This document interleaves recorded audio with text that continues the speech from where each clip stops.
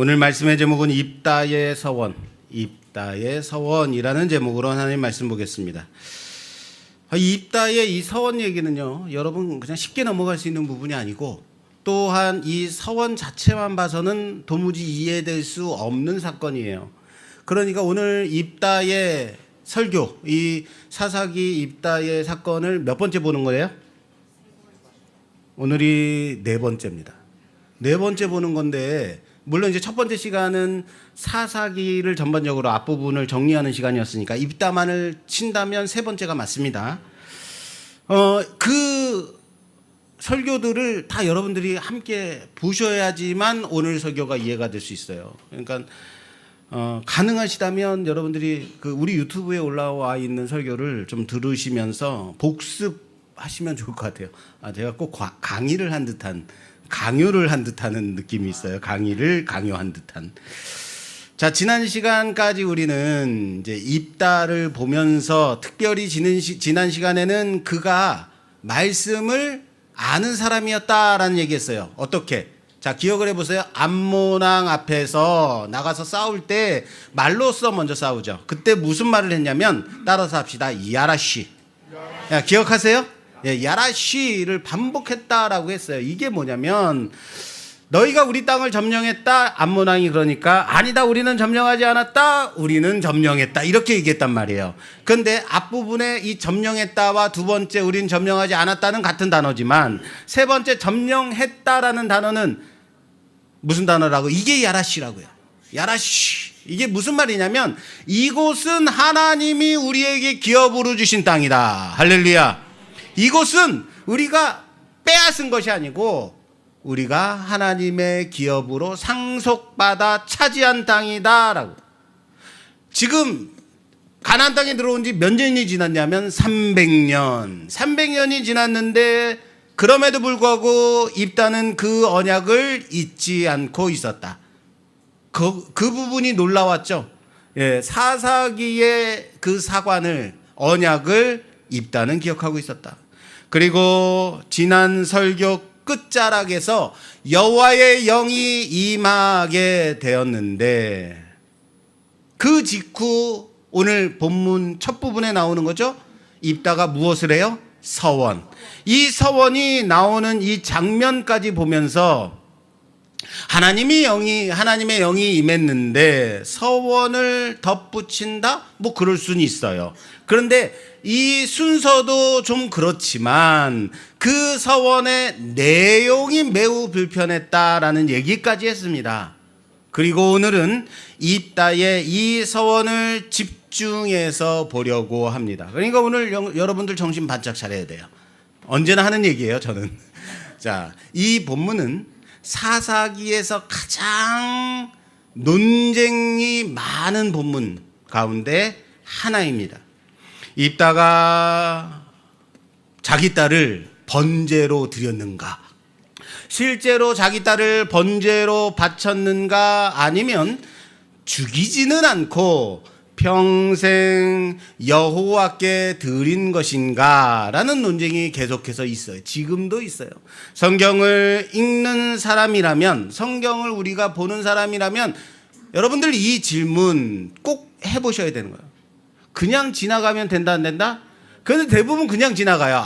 입다가 딸을 번제로 드렸구나. 그리고 그냥 다음 장으로 넘어가요. 그럼 돼요, 안 돼요? 물론 어렵습니다. 그래서 오늘은 이 논쟁을 좀 두 가지 시각을 다 같이 볼 겁니다. 이 두 가지 시각으로 정직하게 따라가면서 본문에서 무엇을 말하고 있는가.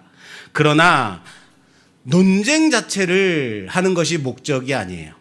이 논쟁이 우리로 하여금 어디로 데려가는지, 오늘 이 사건을 보면서 이 사건이 우리를 무엇으로 말하고 싶어 하는지를 찾는 데 목적이 있다라고 생각하시면 되겠어요.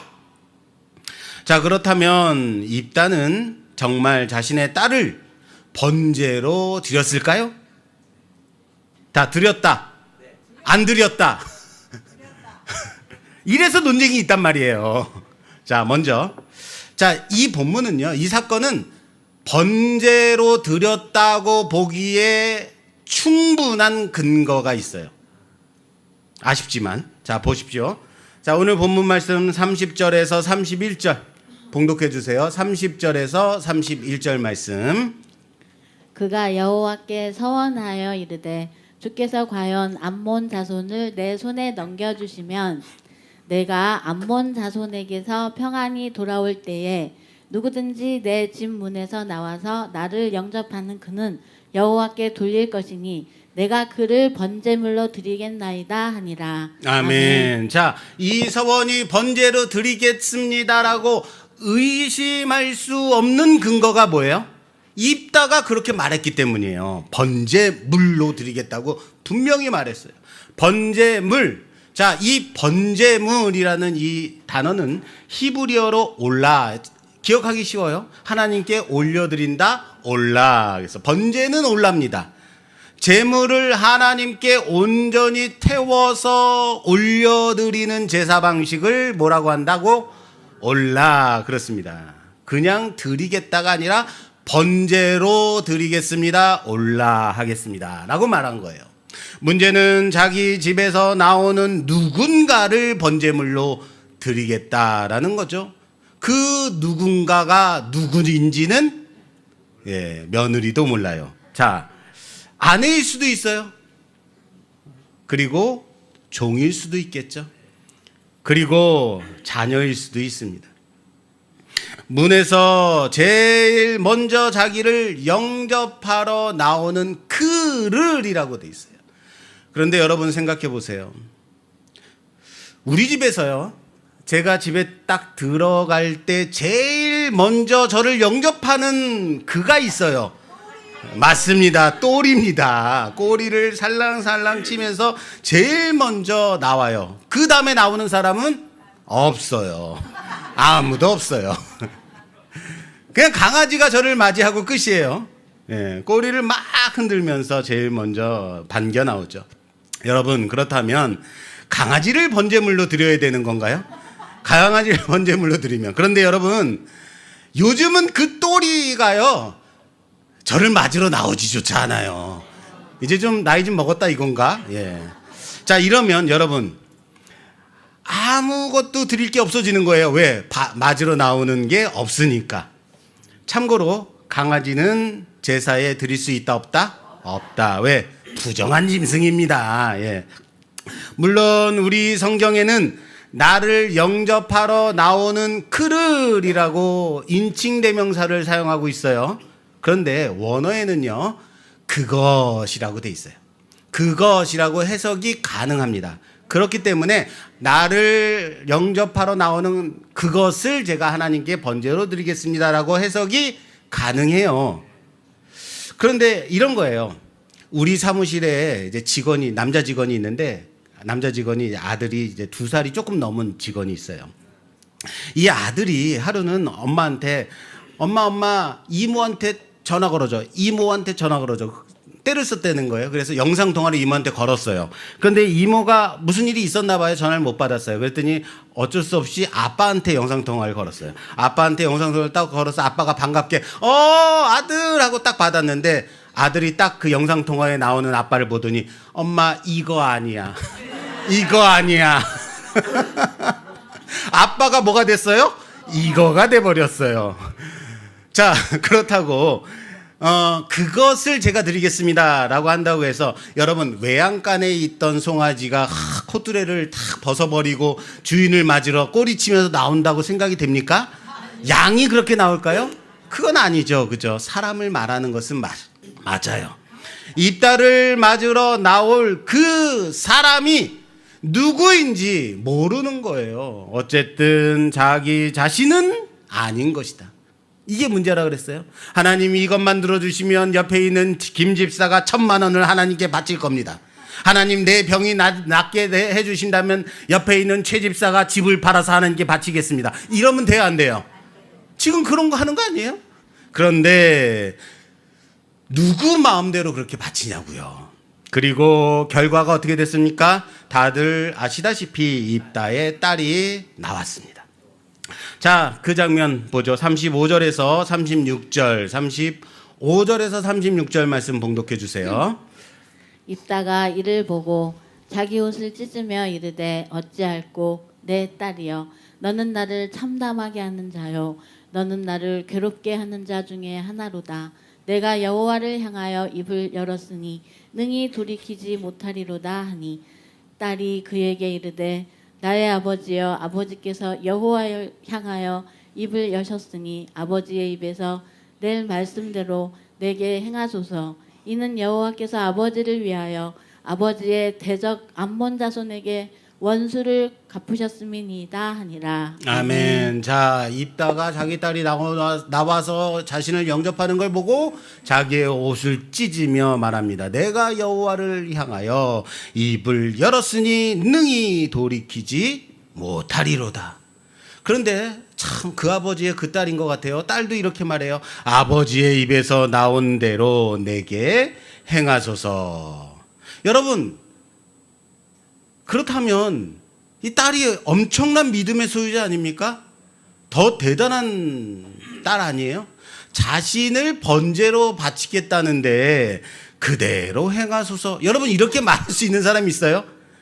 이렇다면 여러분, 저는요 이삭보다 더한 믿음의 소유자다라고 보여져요. 그런데 성경에는 그녀의 이름조차 말하고 있지 않더라. 딸, 그냥 입다의 딸이에요. 그리고 딸은 아버지께 부탁 한 가지를 합니다. 이 일을 시행하기 전에 애곡할 2달의 여유를 주십시오. 그래서 2달의 여유를 받습니다. 그때 딸은 내가 이렇게 말해요. 내가 처녀로 죽음을 인하여 애곡하겠나이다. 뭐라고 말해요? 처녀로 죽음이라고 우리 성경에 되어 있어요. 물론 반론의 여지는 있습니다. 뒷부분에 가서 말씀드리겠습니다. 자, 처녀로 죽음을 인하여 애곡하겠습니다 라고 말을 하고 있고, 그러니까 죽는 것이구나, 번제의 근거가 되죠. 39절에 가면요, 아버지가 그가 서원한 대로 딸에게 행했다라고 말하고 있죠.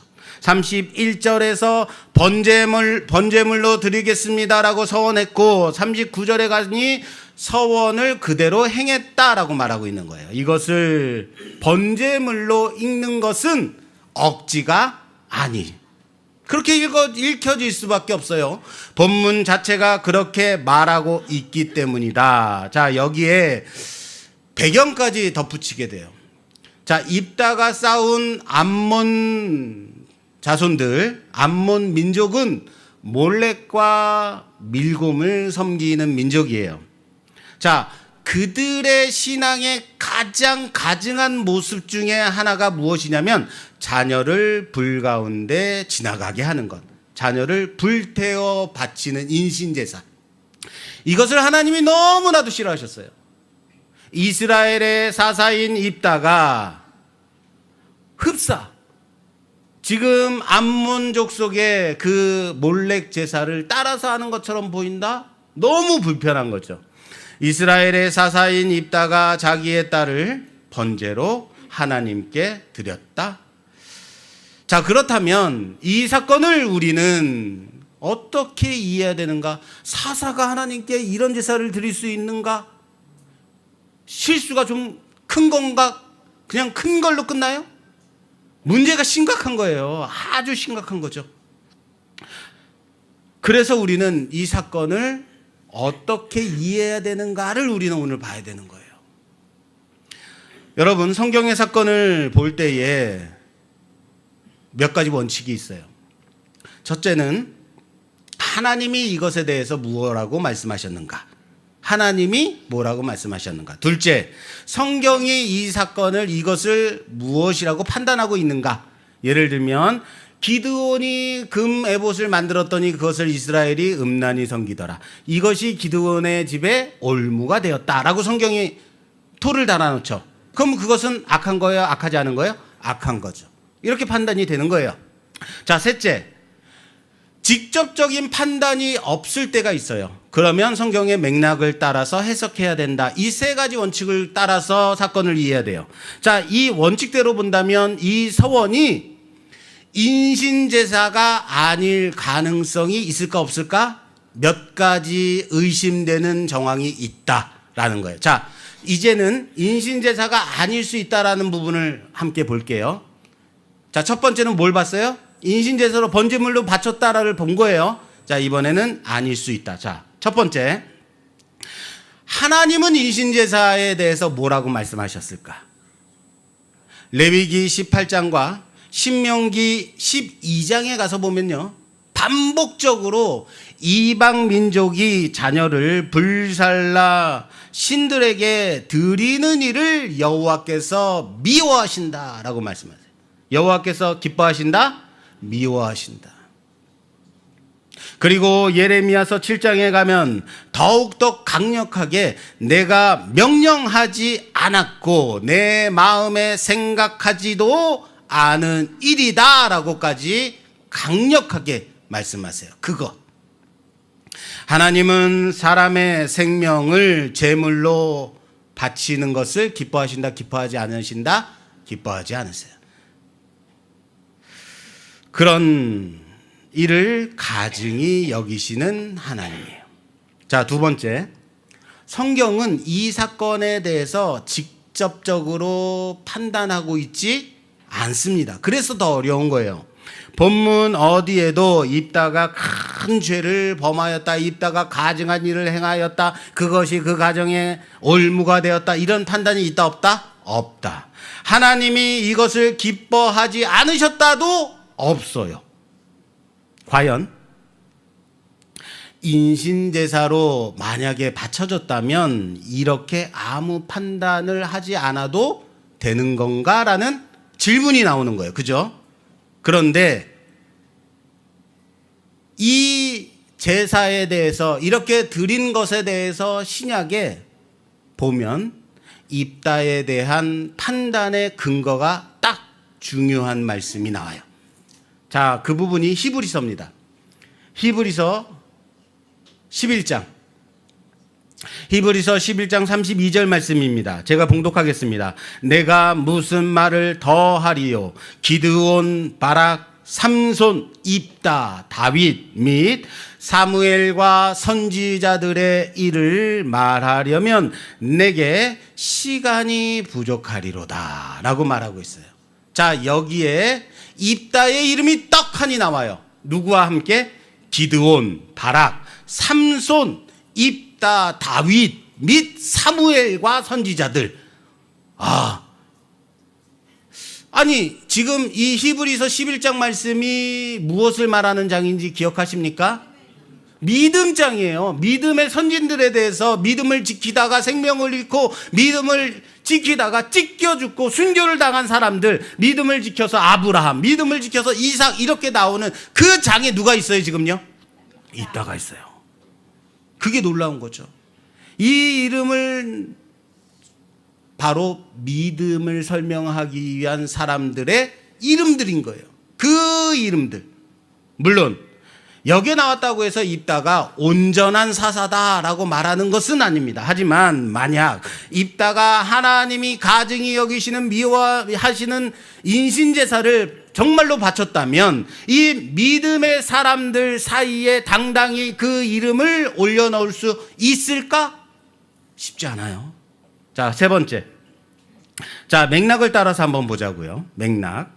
자, 37절에서 딸이 이렇게 말하죠. 나의 처녀로 죽음을 인하여. 따라서 합시다. 나의 처녀로 죽음을 인하여 애곡하겠다라고 말해요. 그래서 우리는 처녀로 죽음이구나, 자꾸 이렇게 생각하는데, 자, 우리 성경은 이렇게 번역해놨어요. 처녀로 죽음. 그런데 히브리 성경 원어에는요, 죽음이란 단어가 없어요.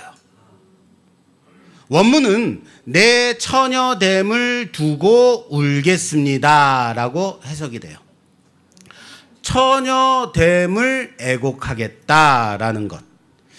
여러분 생각해 보세요. 그런데 만약에 죽음이라는 게 있다 할지라도 나의 처녀로 죽음이라고, 나의 처녀로 죽음을 인하여 애곡하겠습니다 라고 말할 때, 여러분 죽는 것과 처녀인 것 중에 무엇이 더 커요? 죽는 게 커요. 처녀로 죽는 거나 그냥 죽는 거나 당장에 죽는다면 무엇이 관건이에요? 죽음이잖아요. 다른 말로 할까요? 지금 죽는데 처녀가 뭐가 그렇게 대수예요? 죽으면 보통 뭐라고 말해요? 끝인데 왜 처녀됨을 강조하고 있을까라고 한번 의심을 던져보세요. 여기서 좀 조심해서 봐야 될 것이 있는데 죽음이 아니라 처녀됨에 강조가 있다라는 거예요. 어디에 강조가 있다? 처녀됨. 딸의 애곡이 처녀됨에 집중되어 있다라는 거예요. 계속해서 아버지하고 대화하는데 그 얘기가 나와요. 이 사건의 비극이 단순한 죽음에 있는 것이 아니라 무엇에 있다? 그렇죠. 처녀됨에 있는 거예요. 자, 38절에도 이렇게 돼 있어요. 산 위에서 자기의 처녀됨을 애곡했다. 처녀로 죽음이 아닙니다. 처녀됨을 애곡했다. 39절에도 딸이 남자를 알지 못했다라고 돼 있어요. 그렇게 끝맺어져요. 죽었다가 아니라 남자를 알지 못했다. 처녀됨. 이것이 계속해서 반복되고 있다는 것은 반복은 무엇이다? 강조입니다. 자, 그리고 40절. 이스라엘의 딸들이 해마다 가서 길르앗 사람 입다의 딸을 위하여 나흘씩 애곡하더라. 애곡했어요. 이것은 입다의 가족이 잠깐 슬퍼했다라는 얘기가 아닙니다. 이스라엘의 딸들이, 자손들이 해마다, 매년마다 나흘씩 가서 거기 가서 애곡했다는 거예요. 본문은 이것이 이스라엘 가운데 하나의 규례가 되었다. 다시 말해서 관습이 되었다라고 얘기하고 있어요. 자, 그러면 생각해 보세요. 오늘 생각 많이 해야 돼요, 여러분. 만약 입다가 여호와의 이름으로 자기의 딸을 인신제사 불살라서 바쳤다면 하나님께서 가증히 여기시는 그 사건을 이스라엘의 딸들이 해마다 찾아가서 기념하도록 그대로 내버려 둘까요? 아니죠. 그렇게 하면 돼요, 안 돼요? 안 되죠. 가증한 제사니까. 그런데 해마다 가서 애곡할 정도로 관습이 되었대요.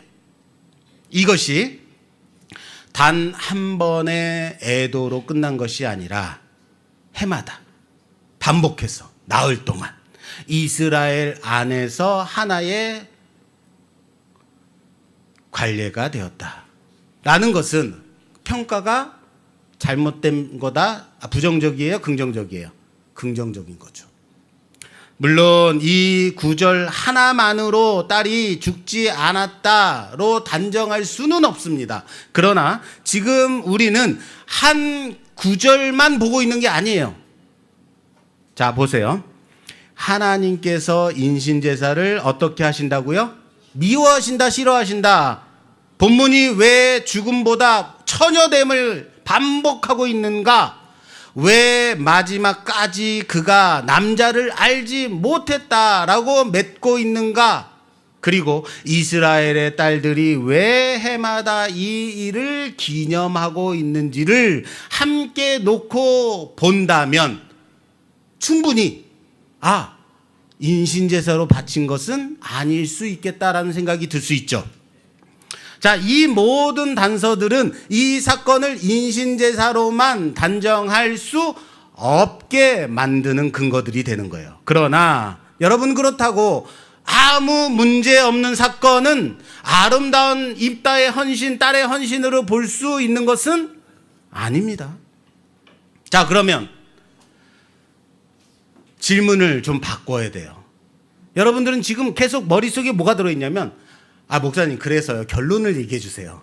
그래서 드렸다는 거예요? 안 드렸다는 거예요? 그래서 불살라서 죽였다는 거예요? 안 죽였다는 거예요? 자, 이 생각을 하지 마시라고요. 질문을 바꾸세요. 자, 그럼 무엇이 문제인가? 여러분, 서원이 문제일까요? 여러분, 서원하는 것은 잘못된 겁니까? 잘한 겁니까? 뭐 중립적일 수도 있어요. 자, 보세요. 서원 자체가 잘못된 것은 아닙니다. 왜? 야곱이 형 에서를 피해서 도망갈 때 베델에서 하나님의 사자를 만나서 거기서 서원하죠. 하나님이 나와 함께 계시고 평안히 집으로 돌아오게 하시면 여호와가 나의 하나님이 되시고 나는 하나님께 11조를 바치겠습니다. 서원하죠. 조건이 있어요. 조건을 달아서 서원하는 것, 그러니까 문제가 아니에요. 문제 아니에요. 자, 이제 사사기 다음에 이제 사무엘서 나오죠. 사무엘서에 가면 한나가 서원합니다. 주께서 아들을 제게 주시면 그를 여호와께 드리겠습니다 라고 서원해요. 서원 자체가 문제예요? 문제 아니에요. 서원 자체가 문제라면 야곱도 한나도 잘못된 것을 하고 있는 거예요. 서원이 문제가 아니라면. 자, 그렇다면 서원의 내용이 문제인가? 물론 불편하긴 해요. 내용 자체가. 지난 앞에서도 얘기했듯이 자기 자신이 하나님께 헌신하겠습니다, 하나님께 드리겠습니다라고 한 것이 아니라 누군가를 번제물로 바치겠습니다라고 했던 것이 불편한 것이다 라고 말씀드렸어요. 그것은 분명히 문제가 있어요. 자, 여기서 입다의 서원과 한나의 서원을 딱 볼 때 비슷한 부분이 있죠. 둘 다 뭐 했어요? 바치겠다. 자, 입다도 한나도 드리겠습니다라고 서원해요. 하나는 번제물로지만 두 사람 다 드리겠다라는 말을 사용하고 있다라는 겁니다. 그래서 입다의 서원은 좀 헷갈리긴 하죠. 번제라는 단어가 올라가 들어있어서 우리로 하여금 고민하게 합니다. 이 사건을 단지 입다가 서원한 것이 인신제사냐 아니냐의 문제로만 가져가면 오늘 설교가 끝날 수 없습니다. 계속해서 논쟁만이 남을 뿐이에요. 여러분, 맞습니다. 그래서 신학자들도 지금까지 맨날 이 사건 앞에 서면 이 사건 앞에서 결론 없는 논쟁만 해요. 자, 그러니까 이 사건을 인신제사다 아니다로 싸울 필요가 있다 없다? 없다를 얘기하고 싶은 거예요. 왜? 성경에서 결론을 내리지 않았으니까. 그러면 그것이 중요한 것이다, 중요하지 않다? 중요하지 않다라고 얘기하는 거예요. 다른 걸 보라고요. 자, 여기서 그래서 프레임 자체를 바꿔야 돼요. 이 사건을 보는 프레임을. 이 사건을 번제의 시각으로 보게 되면 논쟁만 남게 된다. 그 시각을 이제 무엇으로 바꾸냐면 다른 시각으로 보자. 자, 그 시각은 뭐냐면요. 따라서 합시다. 기업. 너무 짧아서 놀라셨죠? 자, 무슨 시각으로 보라고요? 기업의 시각으로 보라고요. 기업의 관점으로 보게 되면 완전히 다른 결론으로 볼 수 있다라는 거예요. 자, 보세요. 34절.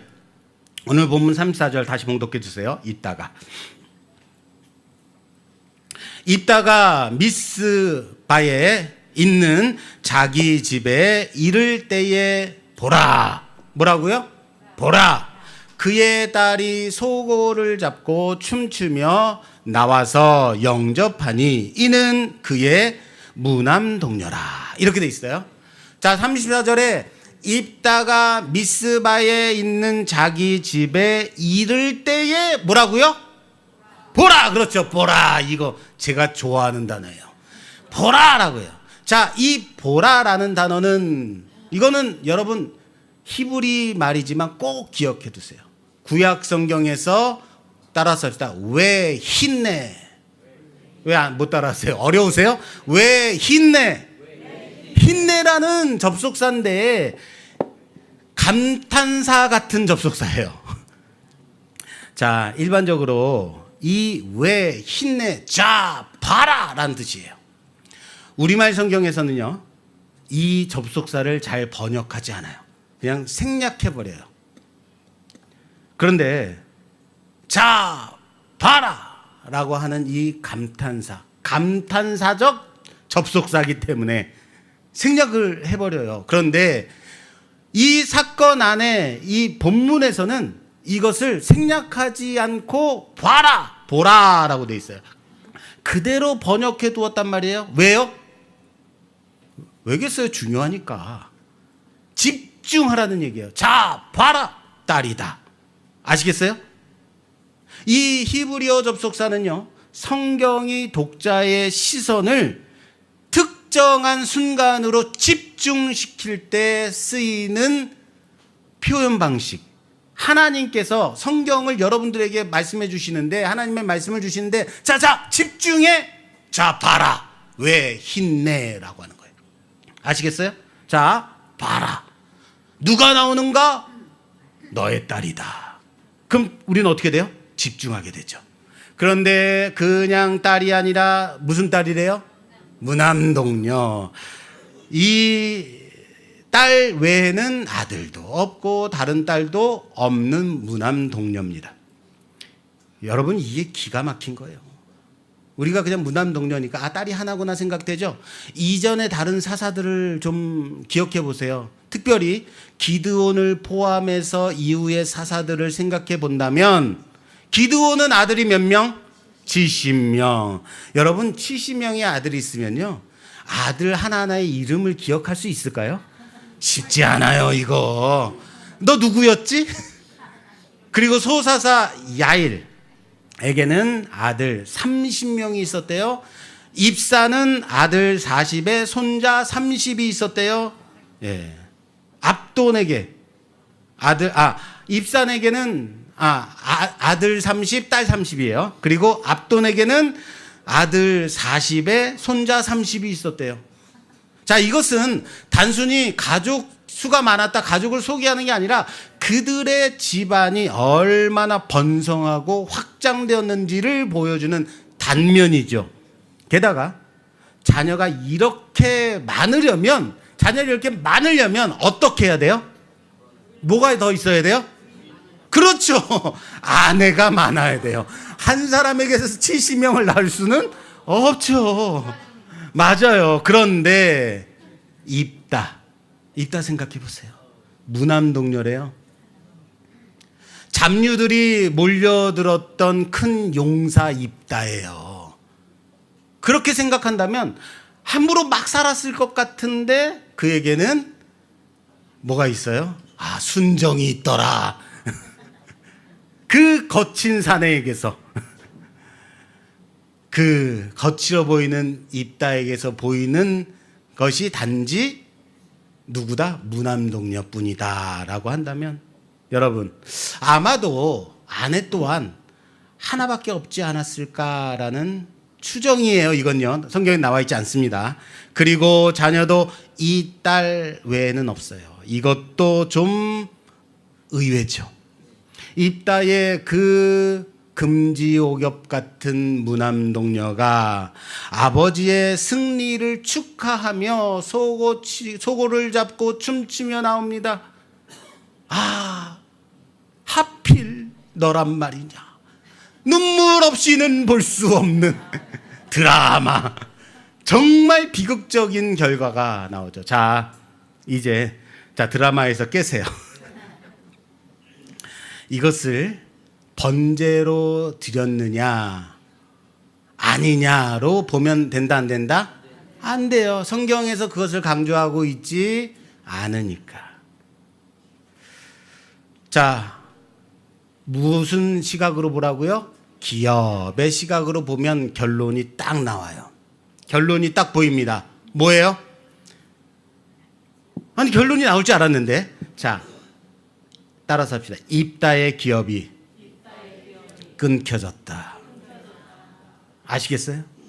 딸은 남자를 알지 못하고 하나님께 드려졌죠. 그러므로 입다의 딸은 결혼해서 자녀를 낳을 수 없게 됐죠. 이것은 입다의 이름이, 그렇죠, 이어지지 못하게 되었다. 기업의 끊김. 이제 무슨 말인지 이해되세요? 입다는 이스라엘을 위해서 무엇을 지키려고 싸웠어요? 야라시. 기업을 지키기 위해서, 하나님이 기업으로 주신 그 땅을 지키기 위해서, 그 기업을 지키기 위해서 싸웠다고요.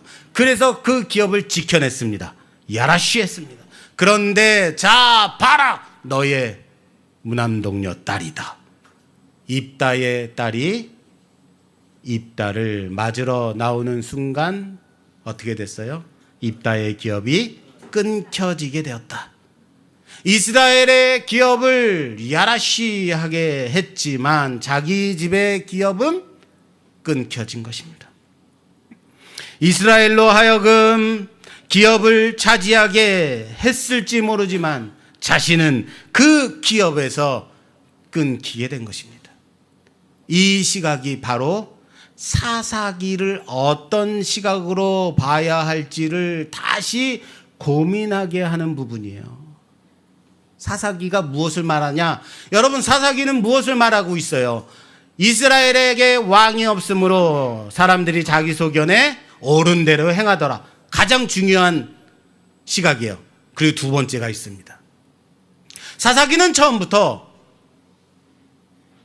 무엇으로 보지 말라 그랬어요, 제가? 사사기를 어떤 한 용사나 영웅담으로 보면 안 된다라고 했어요. 사사기 하니까 우리는 온니엘, 에훗, 드보라, 기드온, 삼손과 같은 영웅담을 기대한다고요. 사사기를 그렇게 본다고요. 그렇게 보면 안 됩니다. 사사기는 어떠한 영웅을 보라고 주신 말씀이 아니라 처음부터 바로 이겁니다. 하나님이 주신 기업을 이스라엘이 믿음으로 차지하고 지켰느냐, 아니면 불순종으로 빼앗기느냐. 기업의 문제라고요.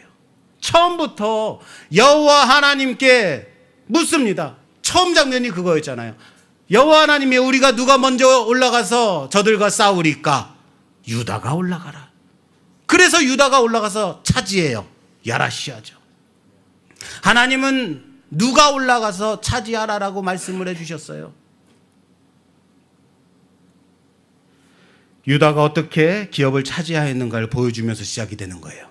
그래서 입다는 암몬 왕과 단판을 지을 때 뭐를 말했다고요? 기업을 얘기했다고요. 너희가 점령했다? 아니다. 우리는 점령한 적이 없다. 우리는 기업으로 받았을 뿐이다. 그것을 말했잖아요.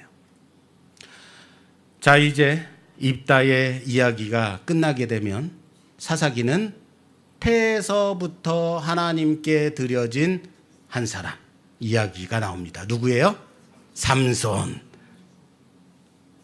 사사기 10장에 가면 하나님의 사자가 삼손의 부모에게 나타나서 말하는 장면이 나와요. 이 아이는 태에서부터 하나님께 바쳐진 나실인이 될 것이다.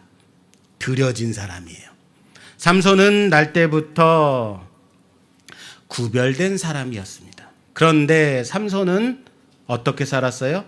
구별된 사람으로 태어났지만 그의 삶은 구별되지 못했죠. 이스라엘을 블레셋의 손에서 구원하기 시작했지만 끝내지는 못했죠. 시작은 있었으나 완성은 없었다. 그리고 사사기 시대의 마무리는요, 사무엘로 마무리돼요. 그 인물이 누구라고요? 사무엘. 사무엘도 한나의 서원을 통해서 여호와께 드려진 사람이죠. 한나는 아들이 없어서 고민 또한 부끄러움을 당하다가 분인나의 조롱 속에서 마음이 무너졌습니다. 그때 한나는 여호와께 아들을 주시면 내가 그의 평생에 여호와께 드리고 삭도를 그 머리에 대지 않겠습니다라고 서원하죠. 나실인과 같은 서원입니다. 구별되어 드리겠다라는 서원입니다. 그리고 하나님께서 사무엘을 주셨습니다. 한나는 약속대로 하나님께 서원한 대로 그 아들을 성막으로 데려갑니다. 여러분, 사무엘은 여호와 앞에서 자라게 됩니다. 살아서 말씀을 듣고 배웠습니다. 살아서 이스라엘을 회개시킵니다. 살아서 다윗에게 기름을 붓습니다. 이게 사무엘이에요. 자, 입다도 드려졌습니다. 입다도 드리겠다고 했습니다. 한나도 드리겠다고 했습니다. 그러나 드린다는 것은 같은 뜻은 아니었다라는 거예요. 입다가 드린 것은 자기 집의 기업을 끊게 되는 결과를 가져왔어요. 한나에 드린 것은 이스라엘의 기업을 여는 길이 되었습니다. 입다의 딸은 드려진 뒤에 입다의 이름을 더 이상 이어갈 수 없게 되었습니다. 그러나 사무엘은 여호와께 드려짐으로 말미암아 다윗의 길을 열게 되었습니다. 할렐루야. 사사 시대의 이야기는 계속 무엇을 말하고 있는가? 누가 참으로 하나님께 드려진 사람인가를 묻는 거예요. 누가 하나님의 백성을 살리는 자인가? 구원을 이루는 자인가? 누가 이 백성을 온전히 구원할 수 있는가? 입다는 아니었죠. 삼손도 완성하지 못했죠. 사무엘 또한 그 길을 열었을 뿐이죠. 그 자신도 마지막 답을 얻지는 못했습니다. 성경은 이 불완전한 사람들을 지나서 온전한 사사 예수 그리스도를 가리키고 있습니다. 누구시라고요? 예수 그리스도. 입다는 다른 사람의 인생을 자기 서원에 걸었죠. 그러나 예수 그리스도는 다른 사람을 제물로 삼으라라고 하지 아니하시고 자기 자신을 드리셨습니다. 입다의 서원은 한 집의 이름을 끊기게 하는 결론을 가져왔습니다. 예수 그리스도의 헌신은, 예수 그리스도의 드려짐은 모든 사람을 하나님의 자녀로 구원하는 놀라운 역사를, 구원의 역사를 허락하셨습니다. 입다는 기업을 끊기게 되었습니다. 그러나 그리스도는 자기 생명을 내어주심으로 말미암아 기업이 없었던 우리에게까지 영원한 기업을 주셨다. 하나님의 집 바깥에 있었던 우리를 하나님의 자녀로 불러주셨다라는 사실을 믿으시길 바랍니다. 예수님은 우리를 살리기 위해 자기 생명까지 죽음에 내어주셨습니다. 그 희생은 단번에 완성된 속죄의 제사였습니다. 그리고 그 은혜로 말미암아 우리에게 로마서 12장은 이렇게 말하죠. 너희 몸을 하나님이 기뻐하시는 거룩한 산제물로 드리라. 따라서 합시다. 거룩한 산제물로 드리라. 그렇습니다. 산제물입니다. 살아있는 제물입니다. 우리가 죽어서 하나님께 무엇을 갚을 수 있는가라는 말이 아닙니다. 그리스도로 말미암아 생명 얻은 자들, 그 생명 얻은 자들이 그 생명으로 말미암아 하나님께 속하여진 자로 산제물로 드려지는 우리 모두가 되길 바랍니다. 살아서 예배하십시오. 생명 있는 자로 예배하십시오. 생명 있는 자로 순종하십시오. 생명 있는 자로 다른 사람까지 그 생명을 전하십시오. 입다는 번제로 올라있지만 그러나 그의 서원은 끊김을 만들어냈을 뿐입니다. 사랑하는 여러분, 하나님께 드린다고 여러분들, 과연 여러분들은 지금 무엇을 드릴 수 있습니까? 입다처럼 자신의 기업을 끊겨버리는 서원이 아닌 나는 하나님께 드린다고 말하면서 내 삶을 과연 드리고 있는가? 사람을 살리는 그 생명을 전하고 있는가? 내 신앙과 내 열심으로 누군가의 삶을 혹시 짓누르고 있지는 않은가? 남을 판단하고 정죄하고 있지는 않은가? 나는 다른 사람에게 하나님께 더 바치라고 종용하는 사람은 아닌가? 아니면 내 몸을 하나님께 산제물로, 거룩한 산제물로 드리고 있는 삶을 드리고 있는가? 사랑하는 여러분, 입다의 서원은 우리를 불편하게 했습니다. 그 불편함은 우리를 복음 앞에 서게 합니다. 복음은 우리가 하나님께 값을 치르고 받은 것이 아니라 치를 수 없는 그 값을 예수 그리스도께서 대신 치르시고 우리에게 허락하신 것이 복음입니다. 우리는 은혜로 드립니다. 두려움으로 드리는 것이 아니라 담대함으로 드립니다. 믿음으로 드리는 것입니다. 다른 사람을 죽이며 무너뜨리며 드리는 것이 아니라 내가 내 안에 있는 생명으로 예수 그리스도의 생명으로 다른 사람까지 살리며 드리는 자들임을 믿으시길 바랍니다. 그것이 복음 안에서 하나님께 드려진 삶이 돼야 되는 것입니다. 오늘도 우리의 삶을 거룩한 산 제물로 드리며 그 기업을 함께 열어가는 우리 모두가 되기를 주님의 이름으로 축원합니다. 축원합니다.